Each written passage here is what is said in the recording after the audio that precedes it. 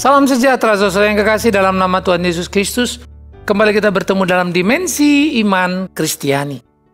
Belajar terus menggumuli kebenaran firman Tuhan, menghidupinya, sehingga hidup berkenan karena ada di tempat yang Tuhan kehendaki, sumber kekuatan. Nah saudara, sebelum kita lanjut memikirkan tekanan yang menguatkan, mari kita lebih dulu berdoa. Tuhan, kami bersyukur berterima kasih untuk waktu indah yang Tuhan berikan. Di perenungan kami akan firman-Mu, tolong sehingga kami tak hanya kaya dalam pemahaman, tetapi dalam pengalaman melakukan tiap ketetapan Tuhan. Berkat sertai kami dalam belas kasih-Mu, di dalam nama Tuhan Yesus Kristus kami berdoa. Amin. Saudara-saudara, di dalam Alkitab Ratapan pasal 3 ayat 1-26. Ratapan 3, 1-26 kita akan membaca bagian ini dan kita akan melihat bagaimana pengalaman yang tidak sederhana yang dialami oleh Yeremia. Ratapan ditulis oleh Nabi Yeremia dalam perjanjian atau cetakan lama, selalu disebut sebagai Nubut Yeremia atau keluh kesah ya. Bagaimana ratapan itu ada. Nah, coba kita melihat di dalam Ratapan pasal 3, 1-26 dikatakan begini. Akulah orang yang melihat sengsara disebabkan cambuk murkanya. Ia menghalau dan membawa aku ke dalam kegelapan yang tidak ada terangnya. Sesungguhnya aku dipukulnya berulang-ulang dengan tangannya sepanjang hari. Ia menyusutkan dagingku dan kulitku, tulang-tulangku dipatahkannya. Dia mendirikan tembok sekelilingku, ia mengelilingi aku dengan kesedihan dan kesukaran. Dia menempatkan aku di dalam gelap seperti orang yang sudah lama mati. Dia menutup segala jalan keluar bagiku. Ia mengikat aku dengan rantai yang berat, walaupun aku memanggil dan berteriak minta tolong, tak didengarnya doaku. Ia merintangi jalan-jalanku dengan batu pahat dan menjadikannya tidak terlalui. Laksana beruang dia menghadang aku, laksana singa dalam tempat persembunyian. Dia membelokkan jalan-jalanku, merobek-robek aku, dan membuat aku tertegun. Dia membidikkan panahnya, menjadikan aku sasaran anak panah. Ia menyusupkan ke dalam hatiku segala anak panah dari tabungnya. Aku menjadi tertawaan bagi segenap bangsaku, menjadi lagu ejekan mereka sepanjang hari. Ia mengenyangkan aku dengan kepahitan, memberi aku minum ipuh. Ia meremukkan gigi-gigiku dan memberi aku makan kerikil.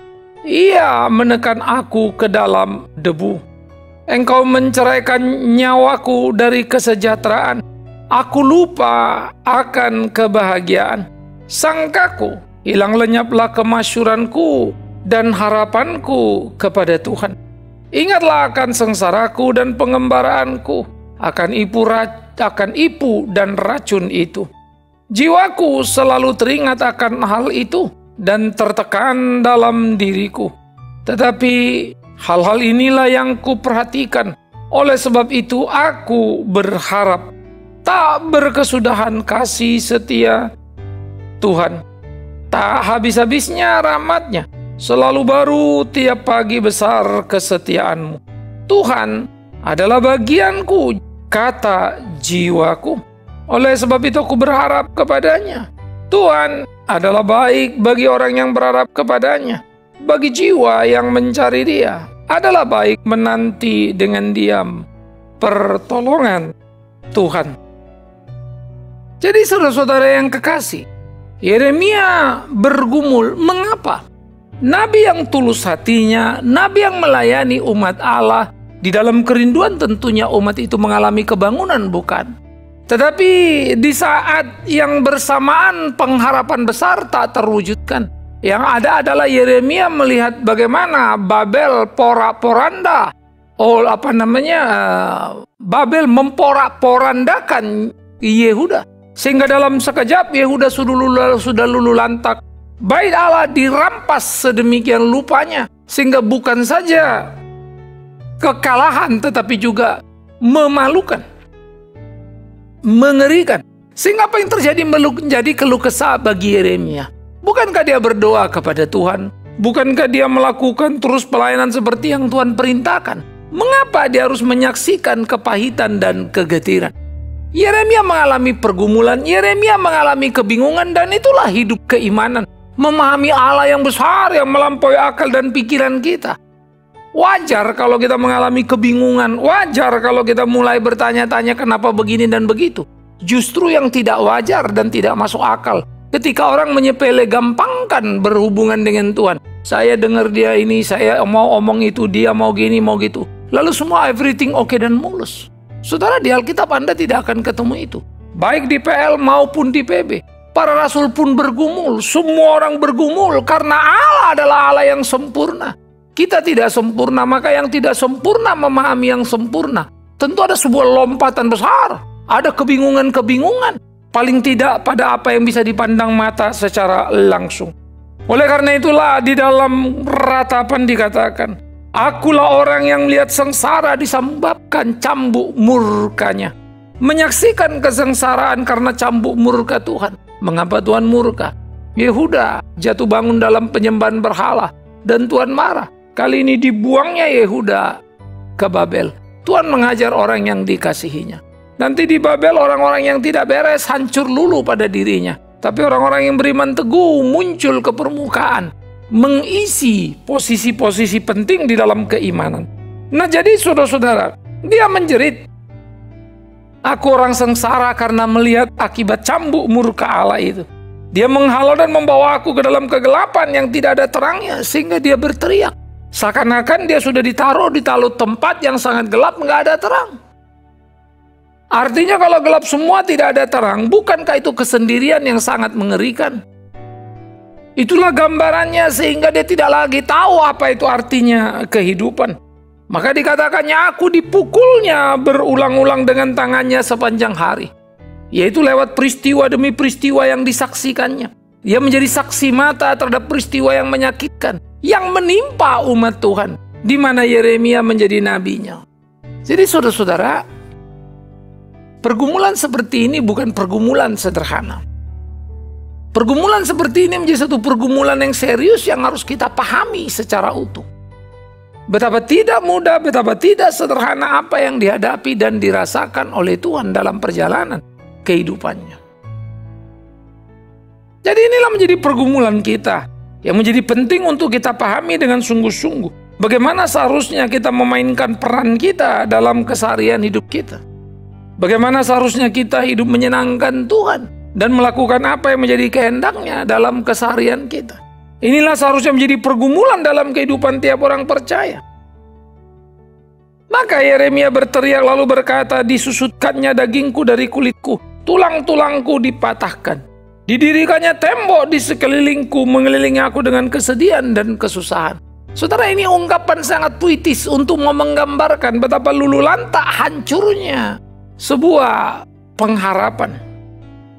Digugurkan oleh Tuhan, tekanan yang begitu mengerikan. Kalau tembok didirikan, kesusahan, kesedihan, artinya yang dipandangnya ke depan kesedihan, ke belakang kesusahan, kiri kesedihan, kanan kesusahan, semuanya tidak menyenangkan. Kemanapun mata memandang, hanya persoalan demi persoalan. Saudara bisa memandang ini, bisa melihat ini sebagai sebuah tekanan yang sangat mengerikan. Ya, maka dikatakannya aku ditempatkan di dunia orang mati, seperti sudah lama mati. Tempat itu begitu gelap, masih hidup sudah rasa seperti mati. Masih hidup tapi rasa harap sudah tidak ada lagi. Fakta yang dilihat mata itu mengguncang batin seorang nabi. Siapa bilang mau mengerti kehendak Allah itu mudah dan mulus-mulus saja? No. Selalu ingat dia Allah yang sempurna. Mengerti kehendak sang sempurna tentu tidak sederhana, bukan? Dan dia punya 1001 cara dalam mendidik dan membentuk kita. Keagamaanlah yang seringkali memanipulasi, seakan-akan Tuhan itu menjadi mudah dan murahan. Langsung bisa dimengerti, semua cepat beres. Dengar dia ngomong, langsung selesai. Saya pikir itu menjadi sesuatu yang sangat mengerikan. Ya, kalau dalam praktek perdukunan, saya kira fair mereka menyebut dirinya dukun dan berlaku sebagai dukun. Tetapi kalau rohaniawan berlaku sebagai dukun tentu membingungkan, bukan? Kemana Tuhan itu ditaruhnya? Di mana pergumulannya? Ini menjadi suatu hal yang sangat serius, saudara. Menjadi sebuah pemikiran yang harus kita pikirkan dengan jelas, dengan matang. Oleh karena itu dikatakan Tuhan menutup jalan keluar bagiku. Aku diikatnya dengan rantai yang berat. Jalan keluar sudah nggak ada, mau bergerak di dalam tembok pun ada rantai yang berat mengikat. Terpaksa harus diseret, betapa sulitnya. Itu gambarannya. Betapa sulitnya untuk bergerak, betapa sulitnya untuk bertindak. Nah, ini menjadi kengerian tersendiri di dalam kehidupannya. Sehingga dia betul-betul berteriak-teriak. Dan dia berteriak minta tolong. Tapi sampai Yeremia berasa untuk apa lagi berteriak minta tolong. Dia tidak mau mendengarkan doa. Dia tidak mau memperhatikannya. Itu kengeriannya. Karena dia merasa perhatian Tuhan tidak lagi tertuju kepadanya. Dia merasa Tuhan memusuhinya. Di satu sisi dia adalah hamba yang taat pada Tuhan. Bagaimana mau melayani Tuhan dengan sebaik-baiknya? Tapi di lain sisi Tuhan mempertontonkan sesuatu yang mengerikan. Ia gelisah terhadap umat, tapi umat memang sedang dihukum Tuhan. Ia berdiri di tengah-tengah. Itulah nabi yang sejati. Tidak mudah. Ia harus menyuarakan suara Allah. Tapi kalau kemudian melihat sendiri hukuman itu, betapa sulit beratnya. Semua orang dibawa sebagai orang buangan. Karena itu dia mengatakan Tuhan merintangnya aku dengan batu pahat dan menjadikan itu tidak terlalui. Mau kemana lagi aku pergi? Batu pahat itu tajam-tajam, Anda jalan lewat ya habislah kaki kita, kurang lebih begitu. Artinya apa? Jangan lewat, jangan jalan. Artinya apa? Duduk diam saja di situ. Artinya apa? Lihat yang ada di depan matamu dan engkau tidak bisa menghindarinya. Ke kiri, ke kanan, depan, belakang, semua sama. Kesusahan dan kecelakaan yang menyedihkan. Mau hidup seperti apa? Karena itu, tekanan yang begitu mengerikan terus-menerus datang silih berganti. Dan sang nabi mengalami pergumulan hebat dalam batinnya. Berteriak kepada Allah, mengapa semua ini terjadi? Sampai kemudian dia berburuk sangka dan menganggap Allah sudah menghantam dia habis-habisan. Saudara-saudara, Yeremia bukan nabi ecek-ecek. Dia nabi yang luar biasa dipakai Tuhan. Tapi dia kesulitan memahami apa yang menjadi kehendak Tuhan. Perlu jujur pada diri kita, bukan? Bahwa memang tidak sederhana untuk mau mengerti kehendak Allah. Perlu sebuah pergumulan mendalam. Perlu sebuah kesungguhan di dalam pengenalan. Perlu sebuah kejujuran untuk mengatakan apa yang kita ketahui. Supaya jangan berkata dusta dan menggampang-gampangkan urusan bertuhan. Hal yang suci hidup di tata sucinya. Kita di dunia yang penuh berdosa ini, bagaimanalah benturan tidak terjadi? Sulit. Nah, oleh karena itu dikatakan bagaimana dia berteriak-teriak minta tolong, tapi tidak didengarkan oleh Tuhan akan doanya. Dia berteriak, tolong ya Allahku, tolong ya Allahku, tapi nggak didengar. Mau bagaimana?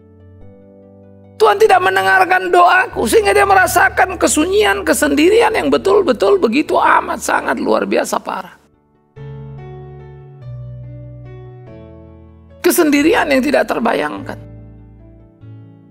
Ini menjadi amat sangat berbahaya di dalam seluruh aspek kehidupan tiap orang percaya. Bagaimana mau menjalani hari-hari yang tidak sederhana itu, saudara? Ini yang mesti kita pikirkan. Ini yang kita mesti renungkan dalam perjalanan kehidupan kita. Kita selalu bilang Tuhan buka jalan. Tapi ada waktu Tuhan tutup jalan. Tuhan bilang selalu menghibur kita. Tapi ada waktu tahu, ada waktu Tuhan menghukum kita. Kita terlalu mudah untuk mengatakan apa yang kita suka itu yang akan Tuhan lakukan. Tapi ternyata Tuhan melakukan apa yang kita tidak suka. Bahkan Nabi pun sekelas Yeremia kebingungan dengan apa yang terjadi. Menjerit betapa amat sangat sulitnya tekanan yang dihadapinya. Ya bukan Nabi cengeng, ya bukan Nabi ecek-ecek. Tapi memang tekanan itu begitu berat. Maka dia mengatakan Tuhan itu laksana beruang menghadang dirinya. Seperti singa di tempat persembunyian, maka habislah sekali terkam, selesailah semuanya. Ungkapan-ungkapan yang begitu menyentuh, ungkapan-ungkapan yang juga menggetarkan terhadap batin kita. Dikatakan kita seperti sasaran anak panah, dan dia membidik dan siap melepaskan anak panahnya. Dan kita menjadi sasarannya. Jikalau Tuhan memanah, siapa yang bisa luput dari anak panah Tuhan? Begitulah ungkapan Yeremia. Dari berbagai aspek, dari berbagai sudut, untuk menggambarkan betapa amat sangat beratnya tekanan yang dialaminya. Tuhan membelokkan jalan, merobek-robek dan membuat tertekun. Waduh. Cabik-cabik. Seperti singa tadi mencabik-cabik. Tetapi kemudian bagaimana digambarkan dan dikatakan bahwa kemudian Yeremia menjadi seorang yang berteriak tertegun seperti kehilangan kesadarannya. Ya. Disusupkannya ke dalam hatiku segala anak panah dari tabungnya. Syat, syat. Nah, kalau kena kulit kita itu gambarannya begini. Kalau menusuk badan ya sakit, paling top mati. Tapi kalau menusuk hati, itu ungkapan mau menggambarkan kesakitan demi kepahitan yang dipanahkan oleh Tuhan. Kesakitan, kepahitan, kegetiran, cedat, cedat, cedat. Bagaimana Yeremia tidak tertekan? Saya mengerti betul pergumulan Yeremia. Di kerinduan melayani Tuhan seringkali saya juga mengalami benturan. Niat hati mau jalankan semua ini untuk kemuliaan Tuhan. Tapi harapan mulus perjalanan, bukan itu yang ada. Justru sebaliknya. Kadang-kadang kita menjerit dan menangis, kenapa begini? Tapi ada waktu kita memang mesti tunggu dia. Dia mau apa dari situasi itu? Apa yang ingin dikerjakannya? Dan itu adalah ketetapan Tuhan yang tidak bisa kita ganggu gugat, saudara-saudaraku. Oleh karena itulah, Yeremia menjadi teriakan. Berteriak dan dikatakan apa? Aku menjadi tertawaan bagi segenap bangsaku. Lagu ejekan mereka sepanjang hari. Hah, kau ada. Kau nabi, kenapa kami celaka? Kau nabi, kenapa kami terbuang? Kau nabi, tapi kami kalah perang. Waduh semua. Ya, ini mentalitas yang sama dengan umat dari waktu ke waktu. Lalu berpikir pendeta itu dukun. Kalau ada beres semuanya. Dan celakanya pendeta pun memberikan jaminan-jaminan kosong bahwa kehadirannya adalah keselamatan umatnya. Berkat dan kutuk ada di tangannya, padahal semua ada di tangan Tuhan. Tetapi itulah menyedihkan dan itulah mengerikan. Yeremia bukan nabi lagi ece-ece atau nabi yang gak benar, dia sungguh-sungguh. Tapi dia mengalami kepahitan, kegetiran yang luar biasa. Bahkan dikatakannya, aku kenyang dengan kepahitan. Ya, diremukkannya gigi-gigiku, diberinya aku makan kerikil, menekan aku ke dalam debu. Waduh, dalam sekali. Itu sudah di dunia orang mati, debu masuk ke dalam debu ya sama saja seperti orang dikubur mati, bukan? Tapi itu yang dialami Yeremia.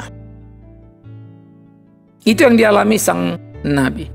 Diceraikannya nyawaku dari kesejahteraan sampai aku lupa apa itu kebahagiaan. Aduh, kalau pikir sekarang percaya, aku lupa apa itu kebahagiaan. Artinya apa? Hanya penderitaan yang amat sangat luar biasa berat yang bisa membuat kita lupa akan kebahagiaan. Saudara-saudara miris, hanya penderitaan yang amat sangat dan panjang lah yang bisa membuat kita lupa kebahagiaan. Padahal hidup kita selalu diwarnai oleh berbagai hal. Kebahagiaan menjadi penantian yang sangat kita ingat dan dengan mudah kita identifikasi. Tetapi situasi yang pelik, situasi yang berat justru sebaliknya membuat Yeremia lupa artinya itu. Dia berteriak, apalagi gunanya aku? Hilanglah kemasyhuranku, hilanglah harapanku kepada Tuhan. Waduh, jujur banget ya. Aku sudah hilang pengharapan pada Tuhan karena aku diperhadapkan kepada penderitaan demi penderitaan, kesakitan demi kesakitan. Untuk apa? Aku percaya kepadanya. Maka dia berteriak, ingatlah akan sengsaraku dan pengembaraan,ku. Ingatlah akan ipu racun itu. Ya Tuhan, tolong aku dan lihat aku, itu maksudnya. Dan dia selalu mengingat peristiwa itu. Dia selalu mengingat kepahitan itu. Dia selalu mengingat tekanan-tekanan yang begitu sulit itu. Maka makin tertekanlah ke dalam dirinya. Ia lonely. Ia sendiri. Satu pihak dia mau umat ini kuat. Sungguh-sungguh di dalam Tuhan. Tapi kedatangan Babel membuat umat memandang Nabi. Engkau omong kosong. Percuma engkau ada sebagai Nabi. Pada akhirnya kita dibuang juga. Aduh. Berapa beratnya, saudara? Tapi seperti yang sering saya katakan, Nabi Yesaya pun sama. Tuhan bilang, hei Yesaya, pergilah beritakanlah ini kepada orang-orang Israel. Dan mereka tidak akan percaya. Kadang-kadang saya pikir, waduh, disuruh PI, lalu suruh ngomong, tapi yang dengar nggak bakal percaya. Lalu buat apa? Dan memang itu hanya menjadi penghukuman bagi Israel. Ternyata saya datang sebagai gong penghukuman. Kadang-kadang tidak bisa kita mengerti apa yang Tuhan mau. Yeremia sebagai nabi mengalami kedalaman kegelisahan yang luar biasa. Bangsa itu dibuang ke Babel dan dia menyaksikan kepedihan yang luar biasa.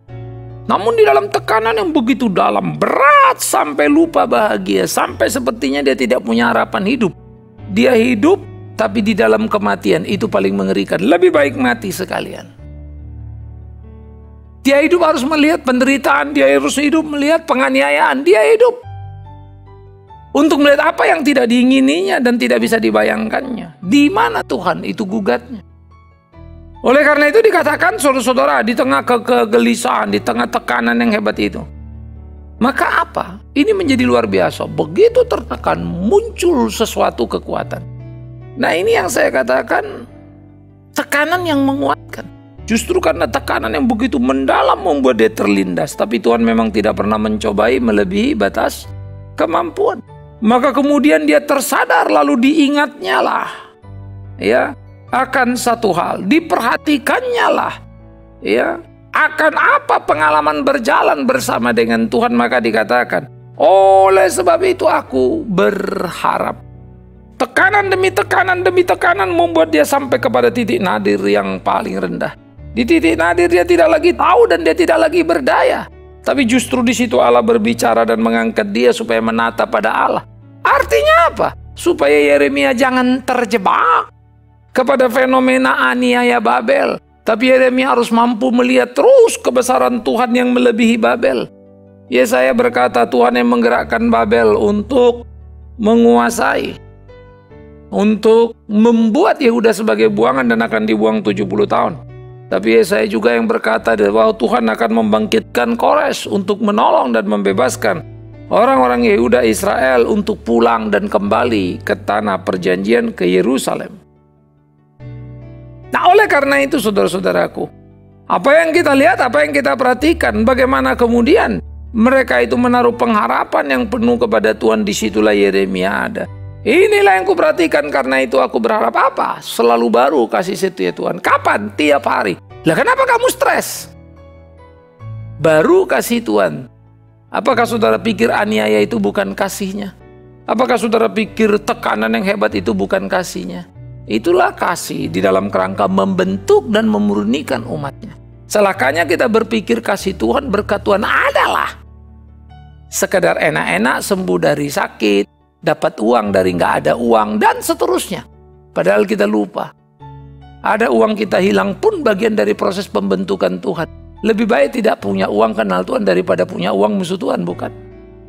Walaupun tentu kita lebih baik dan lebih suka lagi punya uang dan kenal Tuhan. Tapi situasi dan pendidikan Tuhan memang selalu mempunyai satu rancang bangun yang melampaui akal budi kita ini. Sehingga apa yang dikerjakannya, apa yang dilakukannya memang menjadi sesuatu yang penting untuk kita gumuli dalam keseharian kehidupan kita. Nah, oleh karena itulah, bagaimana menaruh harap yang penuh kepada Tuhan. Maka dikatakannya selalu baru tiap hari. Tidak habis-habisnya cinta kasihnya. Dan dikatakan tiap pagi besar kesetiaan Tuhan. Tuhan itulah bagian jiwaku, dia berteriak. Sebab itu aku berharap kepadanya. Tuhan itu baik bagi orang yang berharap padanya. Bagi yang mencari-cari akan dia, adalah baik menanti pertolongan Tuhan dengan diam. silent, merenung kehendak Tuhan, belajar memahami apa yang Tuhan mau buat dalam hidup kita. Yeremia sudah mendapatkan jawaban melewati pergumulan sehingga tekanan menjadi kekuatan yang hebat. Bagaimana dengan engkau dalam tekanan hidupmu? Bagaimana dengan engkau dalam pergumulan persoalan hari-harimu?